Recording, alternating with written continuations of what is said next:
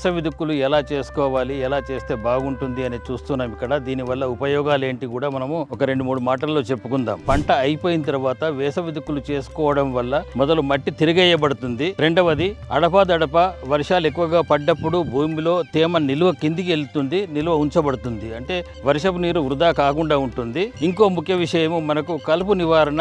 కలుపు గింజలు ఇంతకుముందు పడినవన్నీ ఈ ఎండ వేడికి చనిపోవడం జరుగుతుంది. కోశస్థ దశలో ఉన్న పురుగుల యొక్క దశ, ఒక పురుగు దశ అది. ఆ దశలో ఉన్నవన్నీ ఈ 45 డిగ్రీల సెంటీగ్రేడ్కు తట్టుకోకుండా చనిపోవడం వల్ల మనకు తల్లి పురుగు రాకుండా ఉండి తద్వారా గుడ్లు పెట్టడం జరగదు. శిలీంధ్రాలు కూడా చనిపోయి మనకు తెగుళ్ళ సమస్య బాగా తగ్గుతుంది. కాబట్టి ప్రతి రైతు తమ రబీ పంట అయిపోయిన తర్వాత ఏప్రిల్ నెలలో చూసుకొని వేసవి దిక్కులు చేసుకుంటే భూమి కూడా చాలా లూజ్గా అవుతుంది.